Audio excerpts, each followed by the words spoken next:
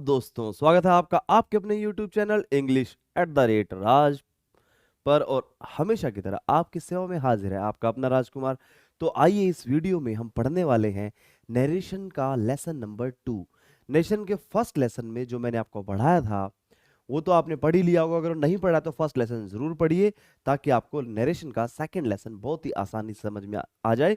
और ये वो टॉपिक है दोस्तों जिससे रिलेटेड एक आधा क्वेश्चन, एक क्वेश्चन, दो क्वेश्चन, तीन क्वेश्चन, चार क्वेश्चन, पांच क्वेश्चन, मतलब मोस्टली एग्जाम में पूछे ही जाते हैं जो भी आपके कंपटीटिव एग्जाम्स होते हैं। तो आइए हम पढ़ते हैं। अब हम पढ़ते हैं, लास्ट वीडियो में मैंने आपको सिंपल सेंटेंसेस को किस तरीके से चेंज किया जाता है और हमारे कौन से 5 गोल्डन रूल्स हैं जो मोस्टली सेंटेंसेस में यूज होते हैं और कौन से वो 2 रूल हैं जो अलग अलग तरीके के सेंटेंस में अलग अलग तरीके से यूज होते हैं और कौन से वो 3 रूल हैं उन 5 गोल्डन रूल में से जो कि मोस्टली सेंटेंस में, हर तरह के सेंटेंस में सेम ही तरीके से यूज होते हैं। ये बात हमने लास्ट के वीडियो में शेयर की थी। तो इस वीडियो में हम जो पढ़ने वाले हैं वो हम पढ़ने वाले हैं इंटेरोगेटिव सेंटेंसेस के बारे में। जैसे कि लास्ट वीडियो में मैंने आपको पढ़ाया था सिंपल सेंटेंसेस के बारे में, मोस्टली मैंने एग्जांपल भी कराए थे कुछ आपके प्रीवियस ईयर के, और इस वीडियो में भी ऐसा ही होने वाला है। तो इस वीडियो में मैं आपको पढ़ाने वाला हूं इंटेरोगेटिव सेंटेंसेस के बारे में, कितने तरह के इंटेरोगेटिव सेंटेंसेस होते हैं और किस तरीके से उनको डायरेक्ट स्पीच से इनडायरेक्ट स्पीच में चेंज किया जाता है और किस तरीके के क्वेश्चन एग्जाम में पूछे जाते हैं। तो आइए शुरू करते हैं। आप लोगों के सामने हाजिर है आपकी क्लास इंटेरोगेटिव सेंटेंसेस के साथ। इंटेरोगेटिव सेंटेंसेस में तो आपको पता ही है कि क्वेश्चन जिस सेंटेंस में पूछा जाता है ऐसे सेंटेंस को इंटेरोगेटिव कहते हैं। अब हम बात करें नरेशन की, तो नरेशन में आपको सबको पता है कि डायरेक्ट स्पीच होता है और इनडायरेक्ट स्पीच होता है। क्या होता है? डायरेक्ट स्पीच और इनडायरेक्ट स्पीच होता है। अब क्या है, इंटेरोगेटिव सेंटेंसेस भी हमारे 2 तरीके के होते हैं। जैसे अगर मैं आपसे पूछना चाहूं क्या आप चाय पीते हो, तो मैं पूछूंगा डू यू टेक टी, ऐसा पूछूंगा डू यू टेक टी। क्या आप गिटार बजा सकते हो, can you play the guitar, ऐसा पूछूंगा। अगर मैं कहूं क्या आप मुंबई जाओगे, will you go to Mumbai. तो इस तरीके से सिंपल सेंटेंसेस होते हैं, सिंपल इंटेरोगेटिव। लेकिन एक होते हैं WH फैमिली वाले इंटेरोगेटिव। जैसे मैं बोलता हूं आप क्या कर रहे हो, व्हाट आर यू डूइंग। आप क्या बजा सकते हो, व्हाट कैन यू प्ले। ठीक है, आप ब्रेकफास्ट में क्या लेते हो, what do you take for your breakfast. तो इस तरीके से what, where are you going, where, how will you defeat her, किस तरीके से हराओगे उसको, हाउ। WH फैमिली वाले जो वर्ड होते हैं, इनसे स्टार्ट होने वाले जो इंटेरोगेटिव सेंटेंस होते हैं वो अलग तरीके के होते हैं। और अब हम आपको दोनों तरीके के सिंपल इंटेरोगेटिव और WH फैमिली वाले इंटेरोगेटिव दोनों तरीके के सेंटेंसेस के बारे में आपको पहले बताने वाले हैं। तो हमारे इंटेरोगेटिव सेंटेंस के कितने टाइप है? 2 टाइप है बच्चों, सिंपल इंटेरोगेटिव और WH फैमिली इंटेरोगेटिव। और यहां पर दोनों तरीके का एग्जांपल मैंने आप लोगों की सेवा में हाजिर किया है। तो पहले सेंटेंस की अगर बात करें तो वो है सिंपल, यहां पर इंटेरोगेटिव सेंटेंस तो है लेकिन WH फैमिली नहीं है। ऐसा क्यों? क्योंकि WH फैमिली इंटेरोगेटिव और सिंपल इंटेरोगेटिव सेंटेंसेस को दोनों को डायरेक्ट स्पीच से इनडायरेक्ट स्पीच में चेंज करते वक्त अलग अलग तरीके से चेंज किया जाता है, थोड़ा सा डिफरेंस आ जाता है। अब वो डिफरेंस बताता हूं मैं क्या होता है। अब मैं बोलता हूं शी सेड टू मी, उसने मुझे कहा। तो यहां पर क्या है, ये आपको पता है कि इंटेरोगेटिव सेंटेंस है। अगर ये इंटेरोगेटिव है तो ये जो हमारी रिपोर्टिंग वर्ब है, मैंने लास्ट क्लास में बताया था रिपोर्टिंग वर्ब को हम आस्क में या इंक्वायर ऑफ में चेंज करते हैं। तो हम यहां पर चेंज करेंगे किसमें, शी आस्क्ड मी। क्या होगा? She asked me. अब क्या है उसके बाद सेकंड जो हमारा गोल्डन रूल है वो क्या है, हम ऐड करेंगे कंजक्शन को। किसको ऐड करेंगे? कंजक्शन को। कंजक्शन इंटेरोगेटिव सेंटेंस में कंजक्शन क्या आता है? या तो हमारा इफ आता है या फिर क्या आता है, वेदर आता है। क्या आता है? या तो इफ आता है, मतलब दोनों में से एक आएगा, दोनों साथ में नहीं आ सकते हैं। शी आस्क्ड मी इफ या वेदर। अब यहां पर सॉरी, यहां पर यू है। डू यू कंज्यूम लिकर, क्या तुम शराब पीते हो? पीते हो, मंगा लीजिए। मतलब कहने की बात है, अक्सर दोस्तों में ऐसा पूछा जाता है जब किसी घर, अरे पीते हो क्या? अब जो पीने वाला वो तो कहेगा मंगा लीजिए। तो छोड़ो इस बात को, वो मजाक की बात है। अब हम आते हैं सीरियस बात पर, पढ़ने की बात पर। She said to me do you consume liquor, उसने मुझसे पूछा क्या तुम शराब पीते हो? तो अब इसको कैसे चेंज किया जाएगा? अब यहां पर हमारा क्या है? Second person, second person. और ये टेंस कौन सा है भाई? टेंस कौन सा है? Present indefinite tense. Do does जब भी हेल्पिंग वर्ब होंगे हमारे सब्जेक्ट के साथ, जो टेंस होगा हमारा वो कौन सा होगा? प्रेजेंट इंडेफिनिट टेंस होगा। कौन सा? Present indefinite. और मैंने आपको बताया था कि प्रेजेंट इंडेफिनिट टेंस को हम चेंज करते हैं पास्ट इंडेफिनिट टेंस में, पास्ट इंडेफिनिट टेंस में। और दोस्तों एक बात का ध्यान रखना, कभी भी किसी इंटेरोगेटिव सेंटेंस को डायरेक्ट स्पीच से इनडायरेक्ट स्पीच में चेंज करना है तो सेंटेंस का फॉर्मेशन कभी भी इंटेरोगेटिव नहीं होता। कहने का मतलब है पहले सब्जेक्ट आता है और फिर हेल्पिंग वर्ब, मेन वर्ब, ये सब चलता है। जैसे इंटेरोगेटिव में तो क्या है? सब्जेक्ट के पहले क्या है? हेल्पिंग वर्ब है, फिर सब्जेक्ट है, फिर मेन वर्ब है। लेकिन जब इसको हम चेंज करेंगे डायरेक्ट से इनडायरेक्ट स्पीच में तो ऐसा नहीं होगा। हमारा पहले सब्जेक्ट लिखा जाएगा, तो सब्जेक्ट लिखा जाएगा तो यू लिखा जाएगा, लेकिन यू क्या है? Second person. Change of person, तीसरा चेंज क्या था? Change of person. तो हम पर्सन यू जो है सेकंड पर्सन को अकॉर्डिंग टू ऑब्जेक्ट चेंज करेंगे, तो यहां पर क्या आ जाएगा? आई। शी आस्क्ड मी इफ या वेदर आई, दोनों में से कुछ भी एक चीज लगा देते हैं, इन दोनों में से एक चीज आएगी, इफ या वेदर, फिर आएगा आई। अब प्रेजेंट इंडेफिनिट टेंस को किस में चेंज करना है? Past indefinite. और पास्ट इंडेफिनिट टेंस में जब सेंटेंस को हम लिखते हैं तो उसमें वर्ब की सेकंड फॉर्म का यूज होता है। तो यहां पर क्या आएगा?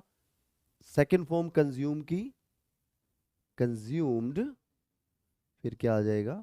लीकर। तो दोस्तों आपका सेंटेंस का जो आंसर है वो आपकी सेवा में ये रहा। She asked me if I consumed liquor, या फिर she asked me whether I consume liquor. दोनों ही क्या है? हमारे सही है। अब कहां पर कई बार ऐसा होता है कि इफ नहीं आता, वेदर आ जाता है। मतलब कुछ सेंटेंस ऐसे भी हैं जहां पर इफ ना आकर के सिर्फ और सिर्फ वेदर का यूज करते हैं। उस सेंटेंस की बात भी हम करेंगे। अभी मैं आपको WH फैमिली वाले एक सेंटेंस का भी बताता हूं कि किस तरीके से इसको चेंज किया जाएगा, मतलब इसमें और इसमें क्या डिफरेंस है। ज्यादा डिफरेंस नहीं है, पहले वाला पार्ट तो सेम तरीके से ही चेंज होगा। क्या होगा? She asked me. सिर्फ डिफरेंस इतना है कि जब हम कंजक्शन इफ या वेदर का यूज करते हैं इस सेंटेंस में, तो यहां WH फैमिली का कोई भी वर्ड होगा तो कंजक्शन इफ या वेदर का यूज नहीं होगा। तो हम सीधा क्या लिखेंगे? व्हाट। अब उसके बाद मैंने कहा कि जब भी डायरेक्ट से इनडायरेक्ट स्पीच में चेंज किया जाएगा तो एक बात का ध्यान रखना है, सेंटेंस का फॉर्मेशन इंटेरोगेटिव नहीं होगा। मतलब हेल्पिंग वर्ब सब्जेक्ट से पहले ना करके बाद में आएगी। तो पहले सब्जेक्ट लिखा जाएगा, फिर वही बात है, सब्जेक्ट क्या है? सेकंड पर्सन है। सेकंड पर्सन है तो किसके अकॉर्डिंग चेंज होगा? ऑब्जेक्ट के। ऑब्जेक्ट है हमारा मी, लेकिन हमें यहां पर मी का सब्जेक्टिव केस क्या होता है? आई होता है।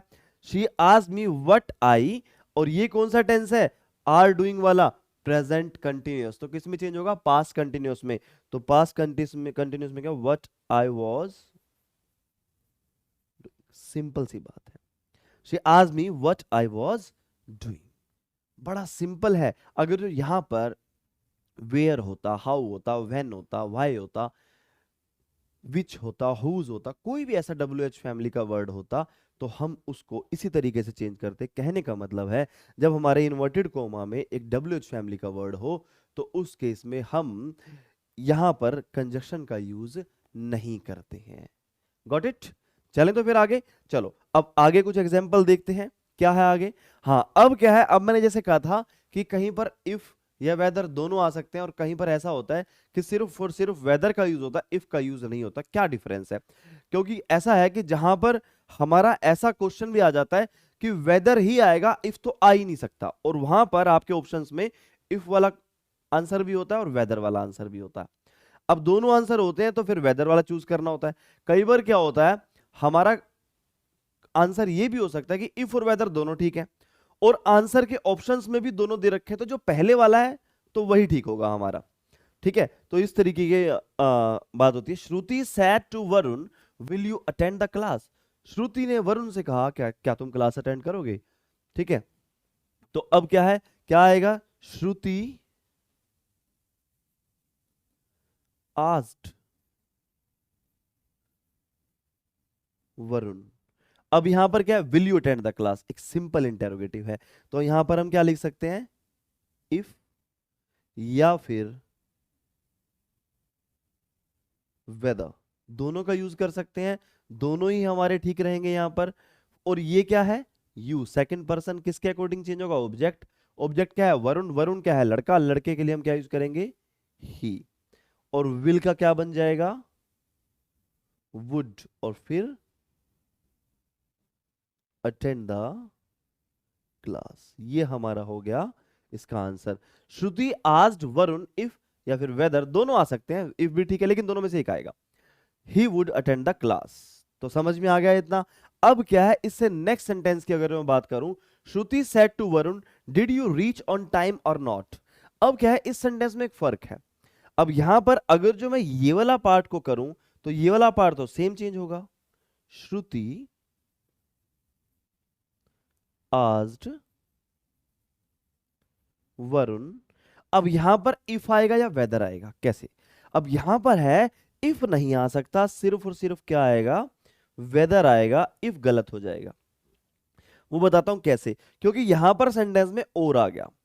कभी भी सेंटेंस में और आ जाए तो कभी भी इफ का और का पेयर नहीं बनता, हमेशा वेदर और का पेयर बनता है।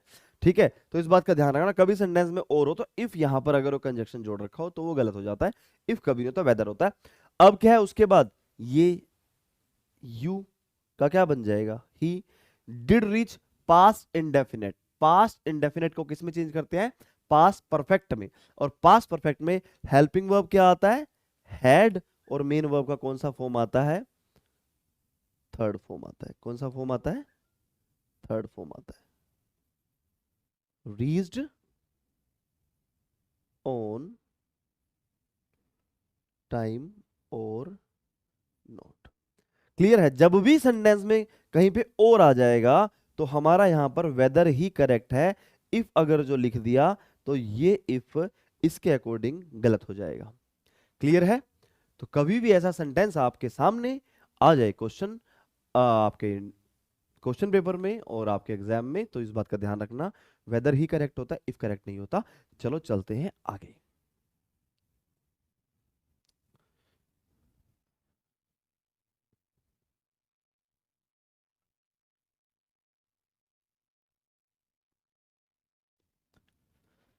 तो देखो, अब ये तो हो गया इंटेरोगेटिव। इन दो तरह के इंटेरोगेटिव होते हैं, सिंपल और डब्ल्यूएच फैमिली वाले। मैंने दोनों बता दिया आप लोगों को, और फिर मैंने बता दिया फॉर वेदर में क्या डिफरेंस। इंटेरोगेटिव में सिर्फ इतना ही, इससे ज्यादा जानने के लिए कुछ है भी नहीं।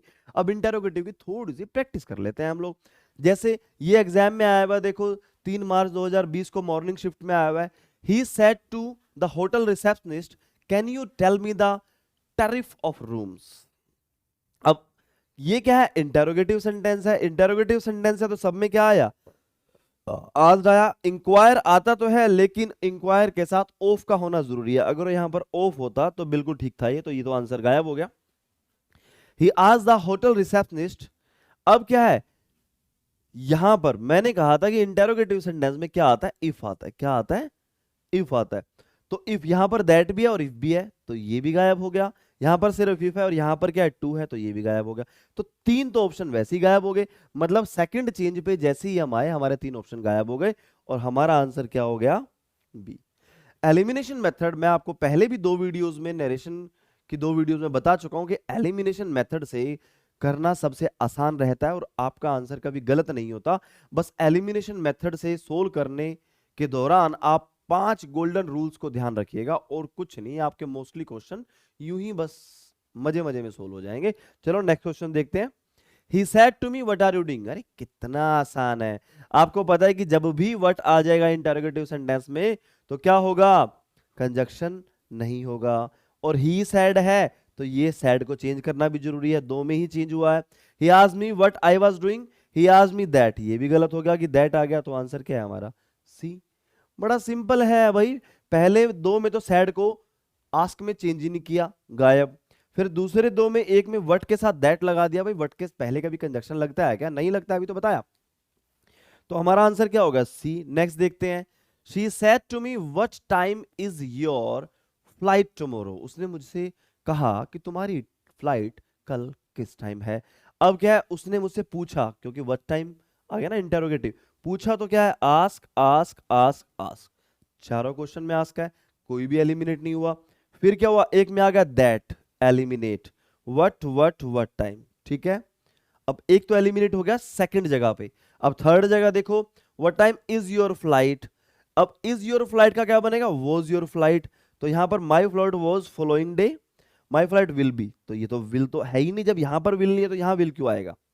ठीक है, और यहां पर टेंस कौन सा है, प्रेजेंट, और ये भी कौन सा है, प्रेजेंट। तो टेंस को तो चेंज करना जरूरी है, और कब जरूरी है, जब ये वाली बात पास्ट में लिखी गई हो तो टेंस चेंज होता है, और जब अगर ये प्रेजेंट में हो तो फिर क्या हो, टेंस चेंज नहीं होता। तो आंसर क्या बचा, 3 एलिमिनेशन के बाद आंसर बचा हमारा बी। क्लियर है, क्या बचा आंसर, बी। तो चलते हैं नेक्स्ट। अब देखो एक और क्वेश्चन आप लोगों की सेवा में, he said to me what time do the banks open and close, किस टाइम बैंक ओपन होते हैं। अब देखो 5 चेंजेस के बारे में पहले सोच लो। सबसे पहला चेंज यहां सेड टू को आस्क में चेंज करना है, जो कि ये तो नहीं है, हाँ वांटेड टू नो में भी हो सकता है, बताते हैं अभी। अब ये मैं आपको बताना भूल गया था कि अगर आपका कोई भी ऑप्शन मैच नहीं हो रहा और एक ऑप्शन में ऐसा दिया गया कि wanted to know, want to know, ठीक है, तो ऐसा भी हो सकता है वांट टू नो, वो जानना चाहता था, इसका मतलब उसके मन में क्वेश्चन था।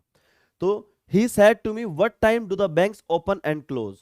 अब क्या है, इसमें भी आस्क है, इसमें भी, तो इसको हम रखेंगे अभी क्योंकि हमें आगे भी चेंज देखने हैं। तो what time the banks opened and closed, clear है, एक तो ये हो गया। आज भी what time do the bank, अगर यहां पर डू है और ये पास्ट में है तो डू का चेंज होना प्रेजेंट इंडेफिनिट का पास्ट इंडेफिनिट में चेंज होना जरूरी है, जो कि इसमें तो नहीं हुआ, तो ये भी। अब हमारा पहला और लास्ट ऑप्शन रह गया, ठीक है, द बैंक्स ओपन। अब क्या है, यहां पर क्या है, प्रेजेंट है, और यहां पर भी क्या हो गया, प्रेजेंट हो गया, तो ये भी गलत हो गया। पास्ट प्रेजेंट का पास्ट बनाना जरूरी है, जो कि ए उसमें किया गया है, ए पार्ट में किया गया है। तो आंसर क्या है हमारा, ऑप्शन ए। क्लियर है, इस तरीके से हम ऑप्शन को चूज करके और देख करके 5 गोल्डन रूल्स को अप्लाई करके इजीली अपना आंसर निकाल सकते हैं। या फिर इसके अलावा हम पूरा चेंज भी कर सकते हैं, लेकिन पूरा चेंज करना आपके कंपटीटिव एग्जाम में तो नहीं आता। आपके जो हाँ 7th 8th 9th 10th 11th 12th के एग्जाम होते हैं उनमें आता है, उनमें भी कुछ बोर्ड्स में आता है, कुछ बोर्ड्स में नहीं आता है। तो चलो चलते हैं आगे। तो ये हो गए हमारे इंटेरोगेटिव सेंटेंसेस के रूल्स और कुछ इंटेरोगेटिव सेंटेंसेस की प्रैक्टिस, जो कि प्रीवियस ईयर के क्वेश्चन पेपर्स में पूछे गए हैं, प्रीवियस ईयर के एग्जाम्स में पूछे गए हैं। तो अब आगे हम चलते हैं, अगले टाइप का जो सेंटेंस है that is imperative sentence. Imperative sentence मैंने आपको लास्ट क्लास में बताया था, इंपेरेटिव सेंटेंस वो सेंटेंस होते हैं जिसमें मोस्टली सब्जेक्ट नहीं होता। जैसे ओपन द डोर, किसी को ऑर्डर दिया, ओपन द डोर, दरवाजा खोल दो, मेरे लिए एक गिलास पानी लेकर आओ, bring me a glass of water. इस तरीके के जो सेंटेंसेस होते हैं वो क्या होते हैं, इंपेरेटिव सेंटेंस होते हैं। जैसे मैं बोलूंगा ड्रॉप योर वेपन, अपना हथियार डाल दो, जो हमेशा वर्ब से स्टार्ट होते हैं। अगर मैं ऐसा बोलूं you should drop your weapon, तो वहां पर क्या है, यू और शुड दोनों आ गए, तो सब्जेक्ट भी आ गया, हेल्पिंग वर्ब भी आ गया, फिर ड्रॉप योर वेपन आया, तो उसमें क्या है, वो हो गया सिंपल सेंटेंस, इंपेरेटिव नहीं है। इंपेरेटिव या तो लेट से स्टार्ट होगा या फिर सीधा वर्ब से स्टार्ट होगा। तो अब इंपेरेटिव सेंटेंस की बात करते हैं भैया। इंपेरेटिव सेंटेंस में, इंपेरेटिव सेंटेंस बहुत तरीके के होते हैं, मतलब बड़ा मजा आने वाला है इनको पढ़ने में, बड़ा ही एकदम आनंद आ जाएगा। चलो उस आनंद की तैयारी में चलते हैं हमारे बोर्ड पर और पढ़ते हैं इंपेरेटिव सेंटेंसेस को। Switch off the lights, I said to her, मैंने उसको कहा कि बत्तियां बुझा दो, लाइटें बंद कर दो। I said to her.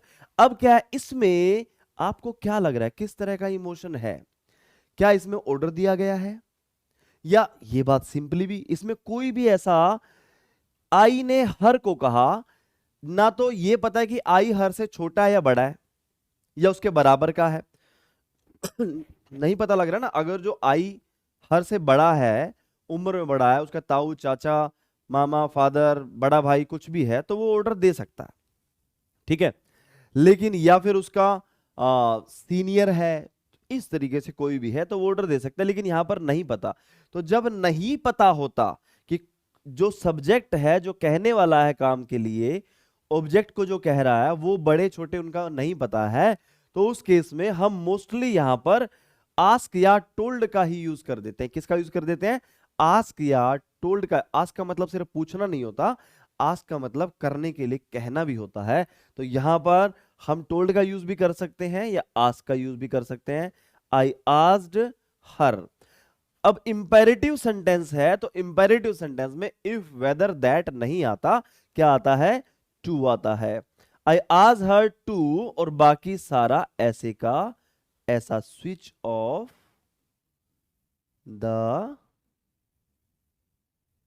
Lights, मैंने उसे लाइट बंद करने के लिए कहा।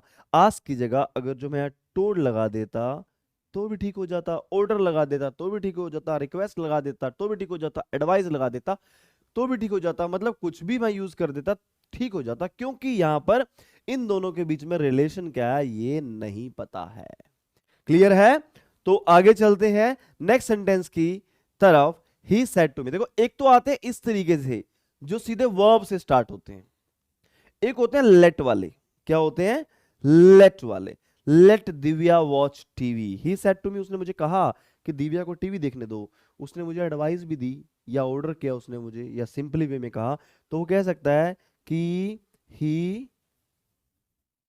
एडवाइज्ड मी, फिर क्या आएगा? टू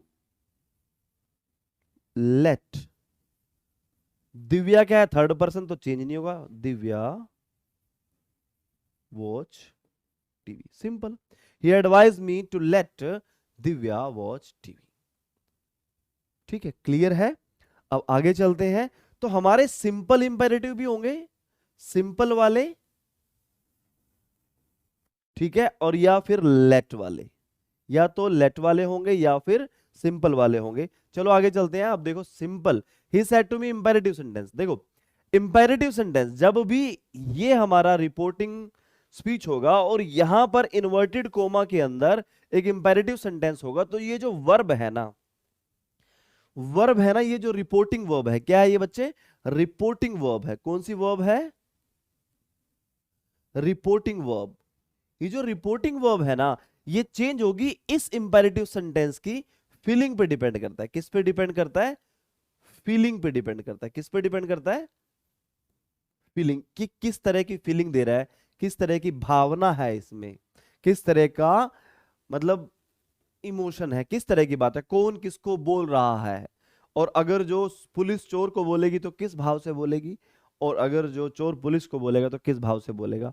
एक टीचर बच्चों को बोलेगा तो वो किस भाव से बोलेगा, एक प्रिंसिपल प्यून को बोलेगा तो किस भाव से बोलेगा, क्या करेगा, उन दोनों के बीच में किस तरह की बात, तो उस बात पे डिपेंड करता है जो यहां पर इन्वर्टेड कोमा के बीच में बताई गई है। इस सेट टू को चेंज करना यहां की बात पे डिपेंड कर रहा है, कौन किसको बोल रहा है और क्या बोल रहा है, उस पर डिपेंड करता है कि इस सेट टू को मैं किस वर्ब में चेंज करूंगा। और वो सारी वर्ब है ये वाली। सेट टू को मैं ऑर्डर में भी चेंज कर सकता हूं, कमांड में चेंज कर सकता हूं, रिक्वेस्ट में चेंज कर सकता हूं, आस्क में चेंज कर सकता हूं, टोल्ड में कर सकता हूं, अर्ज में चेंज कर सकता हूं, बेग में।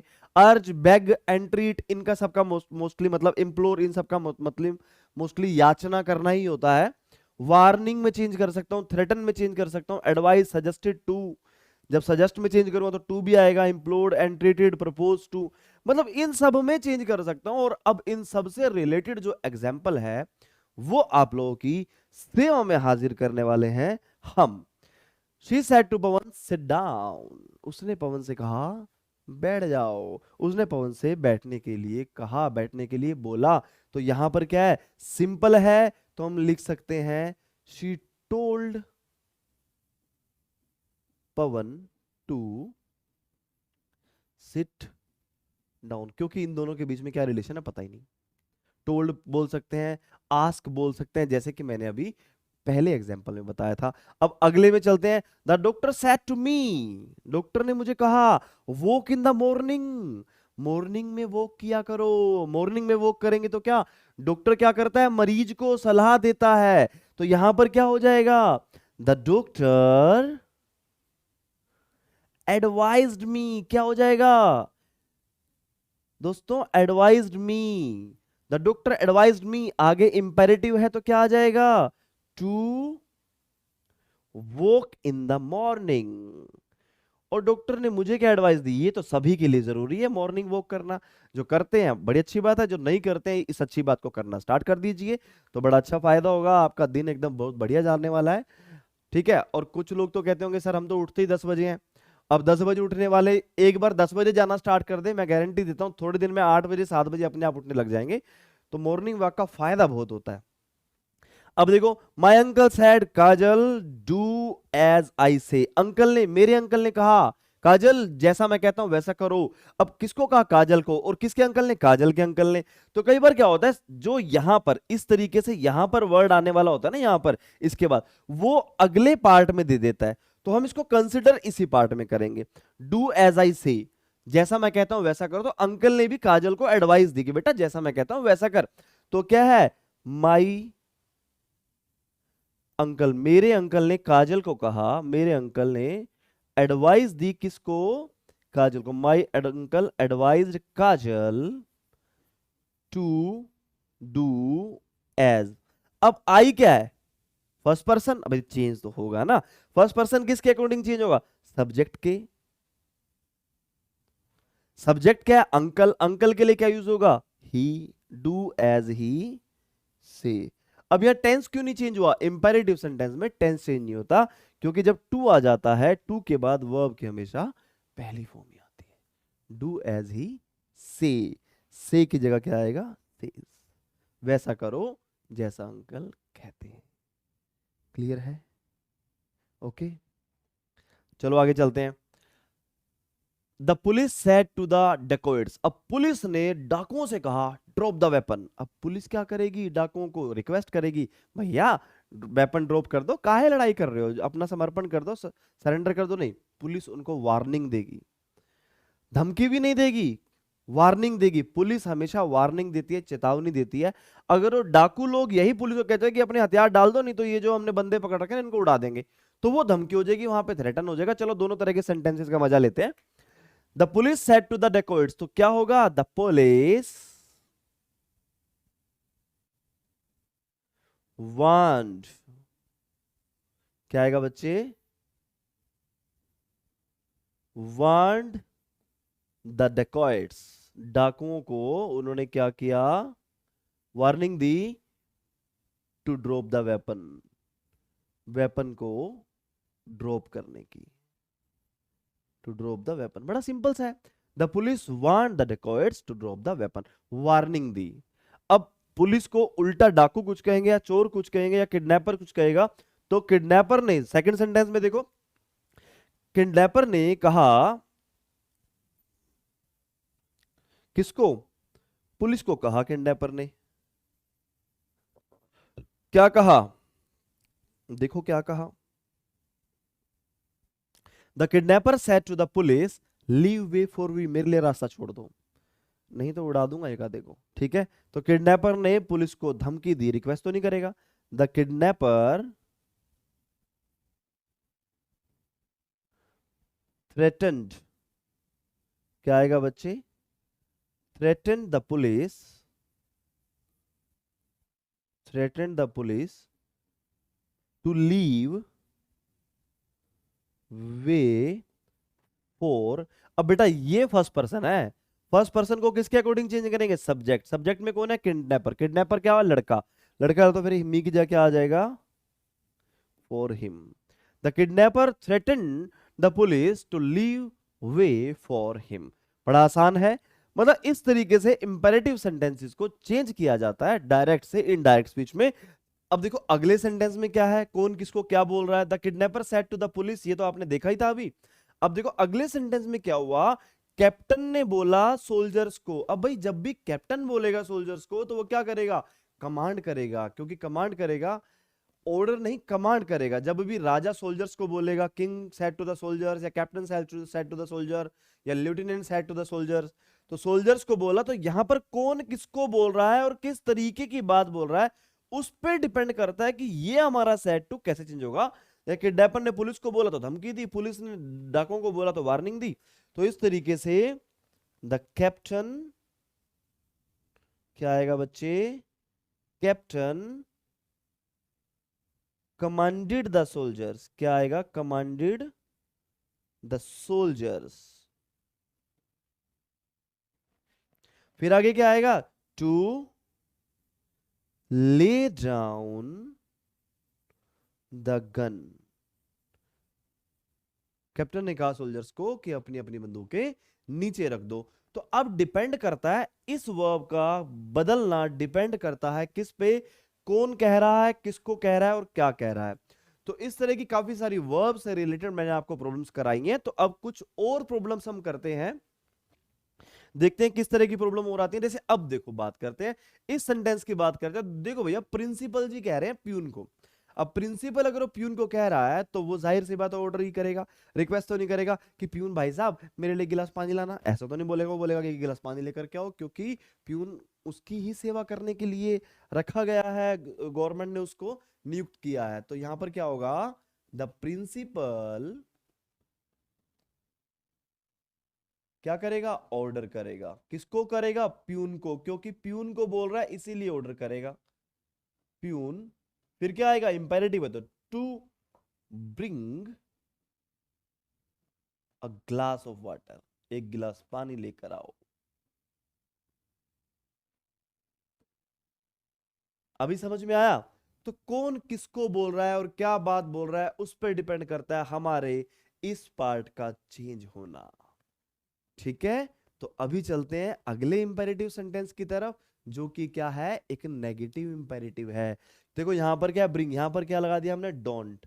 तो ये कौन सा इंपेरेटिव हो गया भाई, ये हो गया नेगेटिव इंपेरेटिव। कौन सा इंपेरेटिव हो गया, यहां पर ये आ जाता है हमारा negative imperative.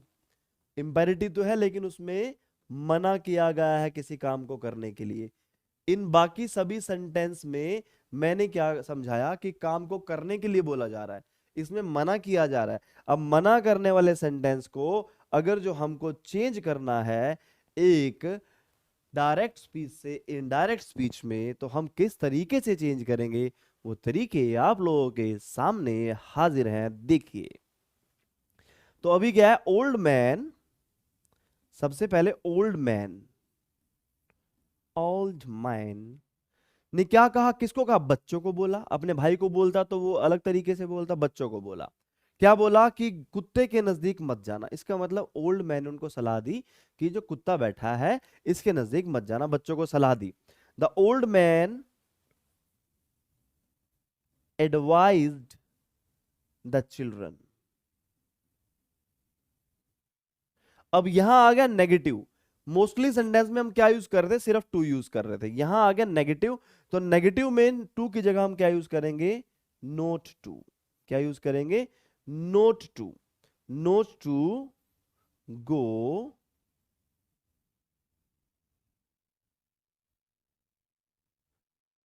Near the dog. Not to go near the dog, बड़ा सिंपल है, सब कुछ वैसे का वैसे, बस क्या है टू की जगह नोट टू लगा देना है, बात खत्म।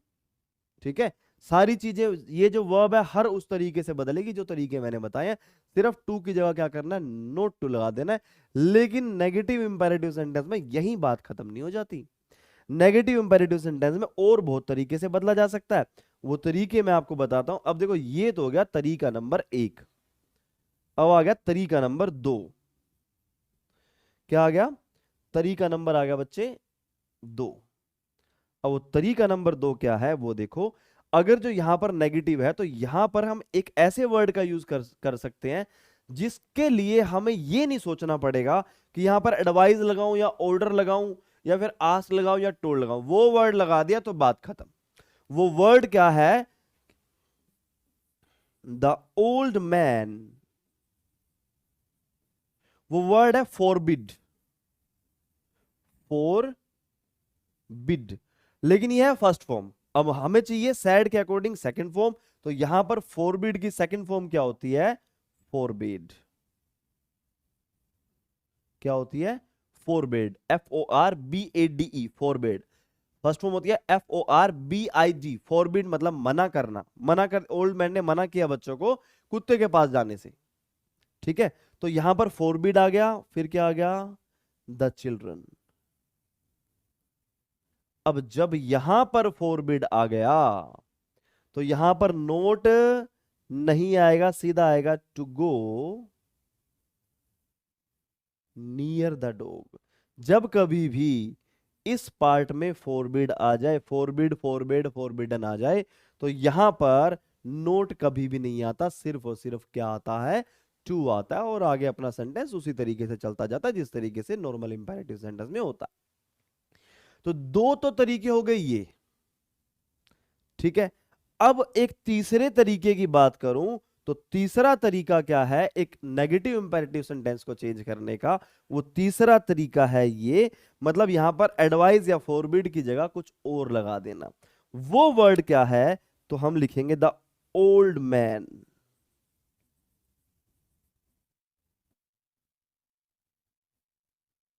प्रोहिबिटेड, प्रोहिबिट करना, ओल्ड मैन प्रोहिबिटेड, या यहां पर प्रोहिबिट की जगह क्या आ सकता है? Prevent, old man prevented, old man prevented. Clear है? यहां पर ऐसा आ सकता है द ओल्ड मैन प्रोहिबिटेड या फिर old man prevented the children.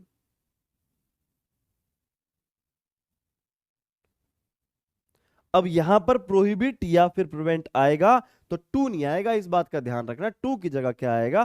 From आएगा। क्या आएगा? From. The old man prohibited या prevented the children from going near the dog. क्या आएगा? Near the dog. Old man ने मना किया बच्चों को जाने से। यहां पर प्रोहिबिट या प्रिवेंट में चेंज करें, अगर इस सेट टू को हम यहां चेंज करें तो यहां पर टू ना करके फ्रोम। और फ्रोम एक ऐसी प्रेपोजिशन है जिसके बाद अगर वर्ब आता है तो वो आईएनजी फॉर्म में आता है। गोइंग नियर द डॉग बड़ा आसान है। तो आपने समझ लिया होगा कि नेगेटिव सेंटेंस को मैं इन तीन चार तरीकों से चेंज कर सकता हूं।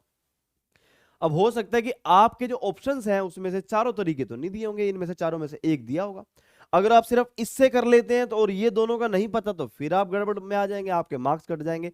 पर मेरा उद्देश्य यही है कि मैं आपका एक भी नंबर आपके एग्जाम में किसी भी टॉपिक रिलेटेड कटने ना दूं जो मैं आपको इस चैनल पे पढ़ाने वाला हूं। और भैया कोई फीस तो है नहीं, फ्री में पढ़ा रहे हैं। तो फ्री में अगर आपको कोई अच्छा टीचर पढ़ा रहा है तो प्लीज उसकी बात ध्यान से सुनिए, पढ़िए उसको। ठीक है? क्लियर है? पढ़ना ही है बस। बाकी हमारे इंडियंस जो है ना उनको फ्री की चीजें पचती नहीं है, उनकी वैल्यू नहीं होती। तो भाई वैल्यू करोगे तो आगे बढ़ोगे। चलो आगे चलते हैं। हाँ अब देखो, तो मैंने ये चीज अभी बताई थी आपको, सॉरी ये चीज मैं नहीं बताने वाला हूं। शी सैड टू मी, उसने मुझे कहा डू रीड द गीता। अगर सिंपल वे में भी तो कह सकते थे रीड द गीता, गीता पढ़ा करो। उसने कहा डू रीड द गीता, मतलब पढ़ा करो भाई, जरूर पढ़ा करो। जब कभी भी किसी भी, ये देखो इंपेरेटिव सेंटेंस है, रीड द गीता इंपेरेटिव, लेकिन उसने बोला डू रीड द गीता, पढ़ा करो भाई, थोड़ा जोर दे के बोला है। तो इसमें कुछ करने की जरूरत नहीं है, सिंपल यहां पर लिखना है शी। हम यहां आस्क भी लिख सकते हैं या फिर एडवाइस भी लिख सकते हैं। She advised me to. अब डू लिखने की जरूरत नहीं है कभी भी। अगर जो किसी भी वर्ब को एम्फेसाइज करने के लिए डू का यूज हो जाए तो उसको दोबारा सेंटेंस में नहीं लिखा जाता। टू रीड द गीता, कितना सिंपल है। शी आस्क्ड और advised me to read the Gita. अगर ऐसा आ जाए तो कंफ्यूज नहीं होना। ठीक है? अब मैं ऐसा लिखूं she asked advised me to do read the Gita, ऐसा नहीं आएगा, डू हट जाएगा, इस बात का ध्यान रखना। अगर ये गड़बड़ कर दी तो काम खराब हो जाएगा, मार्क्स कट जाएंगे। चलो आगे चलते हैं। तो ये तो हो गए हमारे सिंपल इंटेरोगेटिव। अब हम जो इंटेरोगेटिव पढ़ने वाले हैं, हम वो पढ़ने वाले लेट वाले होते हैं। अब लेट से भी दो तरीके के इंपेरेटिव होते हैं। लेट से भी कौन से होते हैं? दो तरीके के। एक तो होता है लेट अस वाला। कौन सा? लेट अस वाला। जैसे लेट अस गो, ऐसा हो जाता है। या फिर लेट अस प्ले, ऐसा हो जाता है। मतलब जिसमें लेट के साथ अस ही आएगा। एक तो हो जाता है let us play, let us go, let us wait, let us watch TV, हमें टीवी देखने दो, आओ टीवी देखे। दो मतलब है। लेट अस गो का मतलब दो है। एक तो लेट अस गो आओ चले, एक लेट अस गो हमें जाने दो। लेट अस प्ले हमें खेलने दो, या लेट अस प्ले आओ खेलें। दो मतलब है। तो दो तरीके से चेंज भी होगा, आगे देखते हैं क्या होगा। अब एक तो अस वाले हैं। एक अस की जगह कोई भी वर्ड आ जाए, let him go, let her go, let him play, let them play, let Renuka play, let Shivani write the letter, let Ramesh watch the TV. मतलब अस की जगह कुछ भी आ जाए, इस अस की जगह कुछ उनको करते हैं अलग तरीके से चेंज और अस वालों को करते हैं अलग तरीके से चेंज। तो दोनों तरीके देख लो, दोनों ही चीजें बताने वाला हूं। पहले अस वालों की बात करते हैं अपन। अस में भी दो तरीके से चेंज होते हैं सेंटेंस, वो दिखाता हूं। अस वाला जो लेट अस वाला जो सेंटेंस है, किन दो तरीकों से चेंज होता है वो जरा गौर फरमाइएगा। अब मैं कहता हूं ही सेड टू हर, यहां आ गया अस, तो ये वाले पार्ट को मैं चेंज करता हूं ही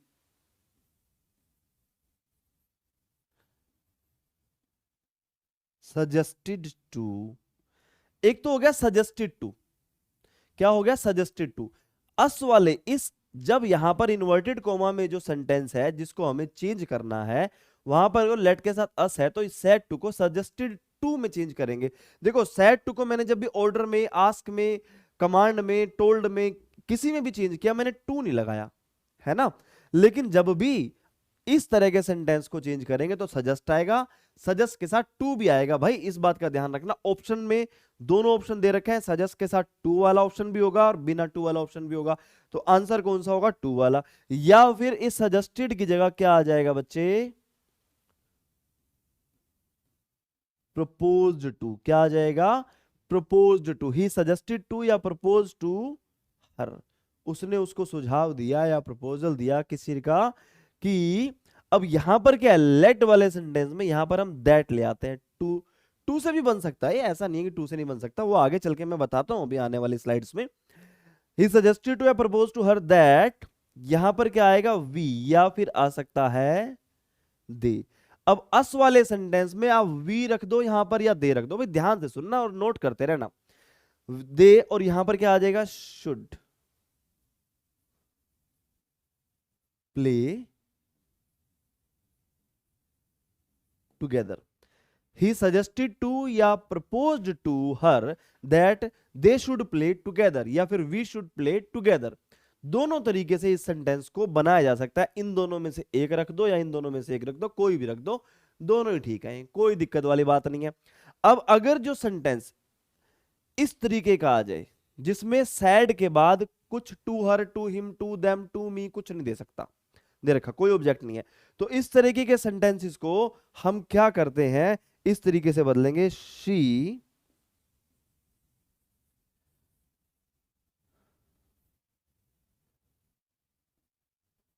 सजेस्टेड या फिर proposed.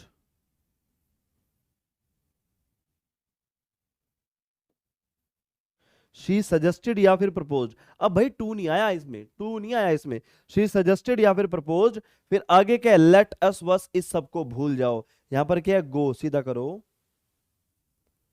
Going for a picnic, for a picnic. She suggested और proposed going for a picnic. यहां पर ना टू आया, ना हर आया, ना हिम आया, ना दैट आया, ना शुड आया, कुछ भी नहीं आया। अगर वो इस साइड के बाद कोई ऑब्जेक्ट नहीं है तो सजेस्टेड पर, और यहां अस वाला सेंटेंस है, कौन सा सेंटेंस है बच्चे, अस वाला सेंटेंस है, तो उस केस में हम सजेस्टेड प्रपोज के बाद कुछ भी ना लगा करके सीधा इस वर्ब के साथ आईएनजी लगा देंगे और बाकी के सेंटेंस को एज इट इज हम लिख देंगे। तो इस तरीके से हमारा एक और इंपेरेटिव सेंटेंस चेंज होता है। क्लियर है, समझ में आ गई इतनी बात। अब अगली बात करते हैं, तो अगली अगली तरफ चलते हैं और आगे चलते हैं कि किस तरीके से। अब देखो अस वाली बात तो हो गई, अब अस वाली के अलावा और बात देखो। रवि सैड, रवि ने कहा लेट मी गो होम, मुझे घर जाने दो। तो रवि ने कहा कि मुझे घर जाने दो, और रवि ने कहा कि मुझे घर जाने दो, तो कैसे बनेगा, रवि सैड। किसी ना किसी को तो कहा होगा कि भाई मुझे घर जाने दो, किसी ना किसी से पूछा होगा ना। रवि ने कहा कि मुझे घर जाने दो, तो रवि सैड, एक तो इस तरीके से बनेगा, to, Ravi said to let him. अब देखो इसमें ऑब्जेक्ट तो नहीं है, अब ऑब्जेक्ट नहीं है तो इसमें ऑब्जेक्ट को हम कंसिडर कर लेते हैं रवि। भाई किसी ना किसी को तो कहा होगा, हर को या हिम को, किसी को। रवि आस्क्ड हिम, ठीक है, टू लेट, अब ये कौन सा पर्सन है, फर्स्ट, तो रवि के अकॉर्डिंग चेंज हो जाएगा, लेट हिम गो होम। एक तो हो गया तरीका ये वाला, एक तो हो गया तरीका ये वाला, या यहां पर इसके अलावा, यहां पर इसके अलावा एक और तरीके से भी चेंज किया जा सकता है।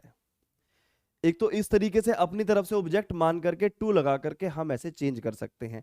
अब दूसरा तरीका इसी को चेंज करने का क्या है, रवि, दूसरे तरीके की बात करता हूं मैं,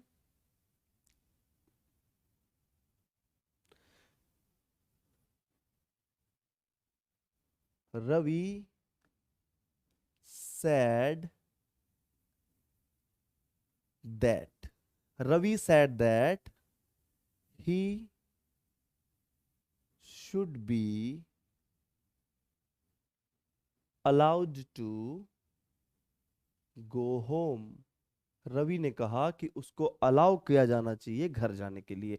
अब ये वाला सेंटेंस इस तरीके से ही बन सकता है, क्योंकि इसमें फीलिंग ही ऐसी है ना कि लेट मी गो होम, मुझे घर जाने दो, भाई मुझे घर जाने के लिए अलाउ करो। ठीक है, तो एक तो वो इस तरीके से नॉर्मली रवि ने पूछा घर जाने के लिए कि भाई वो घर जाए या ना जाए, दूसरा कि उसने कहा कि मुझे अलाउ कीजिए घर जाने के लिए। दोनों का मतलब क्या है, डायरेक्ट स्पीच का जो मीनिंग होता है ना, इनडायरेक्ट स्पीच का मीनिंग भी सेम होता है, बस फर्क सिर्फ इतना है कि थोड़ा सा शब्दों का फेरबदल है। और उसके बाद हम आते हैं नेक्स्ट सेंटेंस पे, the teacher sad let me help the student. Teacher ने कहा कि मुझे स्टूडेंट्स की हेल्प करने दो। टीचर ने बड़ी आसान सी बात कही,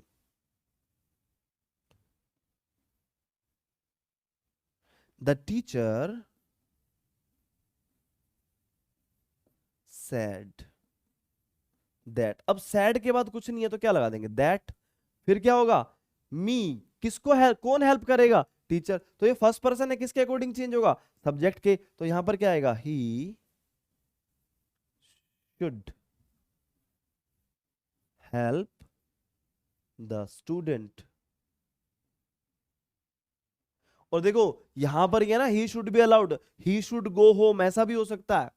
ये भी बात ध्यान रखना कि यहां पर ही शुड गो होम भी हो सकता है। मतलब ये जो सेंटेंस है ना लेट वाले, ये कई तरीके से चेंज होते हैं, बशर्ते कि वो जो 5 चीजें हैं ना वो सही से चेंज हो रखी हो, मतलब फीलिंग नहीं चेंज होनी चाहिए। क्योंकि कई बार मैंने देखा बहुत सारे इंपेरेटिव सेंटेंस से इतने पूछे नहीं गए हैं सेंटेंस, लेकिन भाई अलग अलग तरीके से चेंज हो जाता है, तो इसमें कंफ्यूज ना हो, फीलिंग वही रहनी चाहिए। कई बार क्या होता है, जो 3 तरीके से मैं आपको बता रहा हूं, इन तीनों में से कोई भी तरीका आपकी नजरों के सामने आ सकता है, कोई बड़ी बात नहीं है, बस सबको ध्यान रखिए, कॉपी में नोट डाउन करते रहिए और कभी कभी बीच बीच में कॉपी उठा करके दोहराते रहिए। आप लोगों से बस सही गुजारिश है ताकि आपके मार्क्स ना कटें। अब देखो, अब ये वाले जैसे मैंने ये तरीके बताए हैं, वो सारी बातें मैं एक सेंटेंस में फिर से बता रहा हूं। Manoj said to his master, Manoj अपने मास्टर को कहा लेट मी गो होम, मुझे घर जाने दीजिए। अब क्या मनोज कैसे कैसे कहेगा, मनोज रिक्वेस्टेड हिज मास्टर, अब मास्टर को तो रिक्वेस्ट कहेगा ना कि मास्टर जी घर जाने दो, oh my master let me go home, मुझे घर जाने दो। मनोज रिक्वेस्टेड हिज मास्टर, पहले तो यही आ जाएगा, ठीक है, क्योंकि अगर जो मान लो सैड टू, मनोज सैड के बाद टू प्लस ऑब्जेक्ट ना होता, फिर मैं क्या करता, सैड का सैड रखता या फिर अपनी तरफ से ऑब्जेक्ट जोड़ देता, तो इस तरीके से बन जाता जैसे मैंने अभी ये 2 समझाए हैं। अब क्या है, मनोज ने अपने मास्टर को रिक्वेस्ट की, अब देख लो तीनों तरीके। पहला तो क्या है, टू लगाओ, to allow him to go home, उसको अलाउ किया जाए घर जाने के लिए, अलाउ वाला, ये वाला अलाउ वाला, ये वाला अलाउ वाला, ठीक है। दूसरा क्या है, to let him go home, let वाला जो मैंने बताया इसमें, to let him go home. तीसरा क्या है, ही माइट बी अलाउड, ऐसा भी हो सकता है, या ही शुड बी अलाउड, ऐसा भी हो सकता है। तो किसी भी तरीके से हमारा ये सिंपल वाला लेट के बाद जब हम किसी हिम का, मी का, किसी भी पर्सन के नेम का यूज करते हैं, तो भैया 3-4 तरीके से चेंज होता है ये, और ये सारे ठीक होते हैं। तो ये सारी के सारी बातें लिख लीजिएगा और अपने एग्जाम में जिस भी तरीके का ऑप्शन दे रखा हो उससे मैच करके अपने क्वेश्चन का आंसर करेक्ट फाइंड आउट करना, गलत फाइंड आउट नहीं करना। पढ़ोगे रिवाइज करोगे तो कर लोगे। चलो आगे चलते हैं। अब देखो, अब एक अलग तरीके के सेंटेंस हमारी आंखों के सामने आ गए हैं। जैसे कि कभी आप मैथ पढ़ते हो तो मैथ पढ़ते वक्त टीचर कहता है माना एक स्क्वायर है, माना एक स्क्वायर ले लिया, या माना एक सिलेंड्रिकल बॉडी या स्क्वायर या सफियर या माना एक ट्रेंगल है, माना एक रेक्टेंगल है, माना एक परपेंडिकुलर है, माना एक मतलब कुछ भी मान लेते हैं, माना मूलधन 100, suppose that principal amount is 100, इस तरीके से जिसमें माना जाता है तो हम कहते हैं लेट इट बी स्क्वायर, माना एक स्क्वायर है। तो क्या है, जब कभी भी लेट वाले सेंटेंस में, इस इंपेरेटिव सेंटेंस में क्या आ जाए, स्क्वायर, रेक्टेंगल, सर्कल, स्फीयर, इस तरीके के वर्ड आ जाए तो कैसे बनेगा, सपोज, उसने सपोज किया, कंसिडर, सपोज की जगह यहां ही कंसिडर्ड भी आ जाता है, क्या हो जाता है, कंसिडर्ड, उसने माना, ही सपोज दैट, दैट मतलब जो भी वो फिगर की बात कर रहा है, टू बी ए स्क्वायर, उसने उस फिगर को स्क्वायर मानने को कहा। इस तरीके से चेंज होगा, let it be a square, let it be a circle, let be, फिर हम क्या कहेंगे, he suppose that to be a circle, he suppose that to be a cylinder, he suppose that to be a triangle. इस तरीके से हम इस shape वाले सेंटेंस को, इस तरह की शेप वाले सेंटेंस को ऐसे चेंज करते हैं। ध्यान से देख लो और नोट डाउन करो अपनी कॉपी में, मजा आ जाएगा आप लोगों को। चलो आगे चलते हैं। अब मैं कहता हूं शी सैड, उसने कहा लेट इट रेन, बरसने दो, बहुत गर्मी थी, बहुत दिनों बाद बरसा, बरसने दो, शी सैड, बरसने दो, ठीक है। तो उसकी इच्छा है कि बारिश हो, तो इच्छा है, सॉरी ही यहां पे शी आएगा, she wished that it should rain, उसने इच्छा की कि बारिश होनी चाहिए, उसने इच्छा जताई कि बारिश होनी चाहिए। यहां पर क्या है, बारिश के होने की इच्छा जताई जा रही है, बारिश होनी चाहिए। अगर जो ऐसा है, अगर जो ऐसा कह दिया जाए लेट इट रेन, होने दो बारिश, मैं तो जाऊंगा, आई मस्ट गो, अरे रोने दो उसको, मैं तो जाऊंगा, मुझे कोई फर्क नहीं पड़ता। Let him cry, let it rain, इस तरीके के जब सेंटेंस आ जाए और आगे कोई बात ऐसी आ जाए जो आप इसकी परवाह ना करते हुए, इस काम की परवाह ना करते हुए, और ये वाला काम आप करोगे करोगे, तो आप सेंस क्या बना रहे हो कि ये काम होने दो, मुझे तो ये करना ही करना है, मुझे इससे कोई फर्क नहीं पड़ता, मतलब इस काम की आपको कोई परवाह नहीं है। तो आप क्या लिखोगे, he said that he did not care for rain, he said that he did not care for rain. Clear है। अगर जो ऐसा होता, ही says let it, let him cry, I must play, उसको रोने दो मुझे तो खेलना है, उसको रोने दो मुझे तो खेलना है, तो मैं क्या लिखता, he says that, he says that, क्या होगा, ही, बेटा यहां पर अगर जो सैड होता तो डिड आ जाता, अगर जो यहाँ सैड होता तो यहाँ आ जाता डिड, जैसे यहाँ पे पास था तो यहाँ डिड आया था, लेकिन यहाँ प्रेजेंट है तो डज नॉट आएगा, he does not care for rain नहीं आएगा। Let him cry for his crying, उसको उसके रोने की कोई परवाह नहीं है। इस तरीके से हम इस तरीके के, इस भावना वाले, इस सेंस वाले सेंटेंस को डायरेक्ट स्पीच से इनडायरेक्ट स्पीच में चेंज कर लेते हैं।